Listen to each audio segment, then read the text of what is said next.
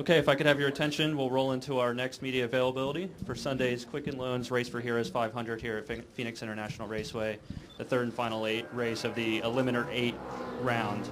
We're joined by Kurt Busch, driver of the number 41 Haas Automation Chevrolet. Kurt has quite a history here at Phoenix, winning one race, his fifth and most laps led, and it's coming off back-to-back top 10 finishes here. Kurt, kind of talk about the momentum. You've had some strong runs here in the past at Phoenix, and what you can do to carry that into a victory and punch a ticket to Homestead this weekend. Well, for me, I always enjoy coming to Phoenix. It reminds me of my childhood and coming and sitting in the grandstands and watching the races here in the 80s and 90s, and just the overall feel of the desert Southwest. Growing up in Las Vegas, you have that feel in the air and the temperature, and the way that the asphalt really gets hot and wants to be abrasive to the tires, and it's tough to get a hold of the track and you're sliding all around. It really reminds me a lot of the racing I did when I was a kid. So anyway, that's why Phoenix has been good to me over the years. Just one win though, but a lot of good consistent runs. This is one of those tracks that I look forward to coming to, is one of those tracks where you can get a top 10 very easily, and now it's time to parlay that good feeling of a good consistent run into a win. I mean, we're in a position where we have to win. It's what we've got to do, and we want to win to continue to move our season into the next race. Okay, with that, we'll open it to questions. Please raise your hand. We'll bring a wireless mic to you. We'll start here with Tom, go to Claire, and then we'll work it around. Hi, Kurt. Tom Jensen, FoxSports.com. High stakes weekend. You've got two team cars potentially moving on. Anything you guys can do to help each other as a team? For Kevin, he's got his agenda. For us, we have our agenda. And a perfect day for Stewart Haas Racing would be for the 41 car to win and for Kevin Harvick to finish second. That would allow both of us to advance to the championship round in Homestead. We hope we're in that position. This race here in the spring, Kevin won. I was running second with about 40 to go, and we chose to come in for tires and didn't get back up through there and ended up finishing fifth. But we were running 1-2 with 50 laps to go in the spring, so I'd like to see that happen again. Okay, we'll go to Claire and then Bob. Claire B. Lang, Sirius XM NASCAR Radio. You've won a championship before. You've done a lot of high-stakes racing, but to those of us who don't race, it feels like so unsettlingly kind of up on the edge headed into this weekend and then beyond. Does it shake you at all, or do you think about it, or on the inside, does it feel edgy? Most drivers don't show that, but it's got to be real. Well, everybody feels it. Everybody's dealing with it, and it's a matter of who deals with it which way. And in years past, before this format, consistency was still key.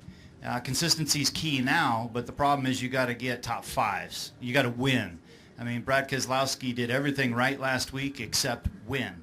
That's what we have to do this week, is we have to win. A top five isn't going to be good enough. And that's where, a lot of people think that we did good last week by finishing seventh, and I was like, yes, thank you. What did it do for us? Absolutely nothing. And so you have to go and win. That's what this format demands that you do this time of year. But for us on the 41 Haas Automation team, to be a top 8 team and to be in this final round and to have this nice chase hat on all the way into this deep into November, it feels like a solid accomplishment and it feels like a great season. But there's so much that's right in front of us that we can go and make this an incredible season, and that is to win here on Sunday and to go to Homestead to win next week. Is it nerve-wracking, though? Well, it's nerve-wracking. I mean, the emotions are high, and the way that everybody looks at this is a challenge, and everybody is feeling the different emotions that go through making a championship run. Okay, we'll go to Bob in the back, then Pete, and then Lee. Bob Pockris, ESPN. What do you think your chances are of winning, and when do you kind of have to decide, all right, we're going to have to try just do a different pit strategy or something in order to try to get a win? I think our chances are good, and we're going to play to the strength of our team. Man, our setup is very similar to Kevin Harvick's, and he's won the last 5 out of 6 races. And we'll mirror the 4-car as much as we need to until we feel like they've left us a gap or they haven't quite capitalized on a perfect pit call, and we'll make that decision when it's crunch time. I mean, we're going to go into this as business as usual, but these races are all coming down to how you play your cards around the 3/4 mark to go. Pete Pistone, MRN.com, Sirius XM NASCAR Radio. Just going back to what you were talking about with the top five is not good enough. Does that change your approach week in and week out, knowing that sometimes that's not going to be good enough? Does that change up how you guys approach race weekends? Well, it's an emotional game, or it's a challenge to make sure that, yes, we've had a successful year, and to finish 7th on a bad day is nothing to sneeze at. I mean, my fiance's father, he plays polo and he understands competition, and he's a very positive man, and he's always patting me on my back when we have those solid runs. And I'm trying to educate him on this chase program and this chase format, that a 7th place finish is good, but to be the best and to win it all, we have to win, and we have to be in that top tier. And even though that our goal at the beginning of the year was to be a top 8 team and to make it this far into the chase, Tony Gibson has allowed this whole team to be themselves and to enjoy the success, to enjoy the run, but also to continue to work hard to get that last little bit that's right there in front of us. Lee Spencer, Motorsport.com. Can you, last weekend you guys thought you had a good pit stall, and it turned out, there were issues. Tony usually doesn't get hot on the radio, usually compliments the pit crew, but you had something go on there. When you look at stuff like that, how important is it to, the outcome is, and then moving on to Phoenix with as tight as this pit road is, could it play a pivotal part in Sunday's outcome? Well, we knew our pit stall was doomed last week. We picked it with an opening behind us, and then the 88 car had a penalty, and that meant he had to forfeit his pit road pit selection. So now what we hope NASCAR realizes is that when you're penalizing one team for their pit road selection, it affects another team that was an innocent bystander.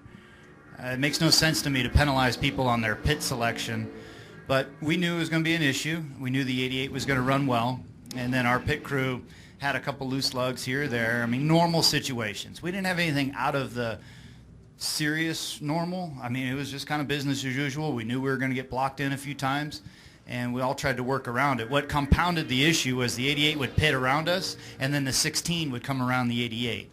So anytime you have 3 cars that are pulling in that order, it's going to slow up all three teams. So Gibson was animated. I was excited. We all wanted to get a better result out of it, but that's part of racing. It's part of working your way out of a full count sometimes. For some reason, this pit road has more space. I don't know what it is. I think the pit boxes are a little longer, and the pit road speed seems to match the size of this pit road better. But the way that we can eliminate any pit road issues is to go for pole today and get that first pit box at the end. Right here in the middle, then we'll go to Wolfgang. Jonathan Merriman, NASCAR.com. Kurt, what's more agonizing, what's more pressure? 2004 at Homestead when the wheel falls off the car, or having to worry about the stress of making the chase, advancing through 3 elimination rounds, and then a championship race? Well, it's all part of a championship run. You hope that you're in championship position every year.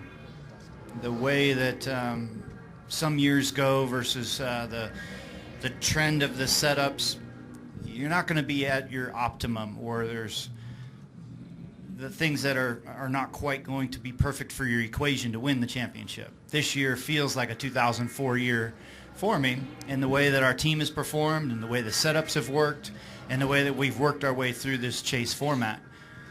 It's all nerve-wracking. It's all part of a championship run. Anytime you're in the playoffs, it changes, and the way that you have to approach these final 10, this year's just a little different because it's 3 races at a time instead of a 10-week run. We'll go Wolfgang, Dustin, and then finish up in the back.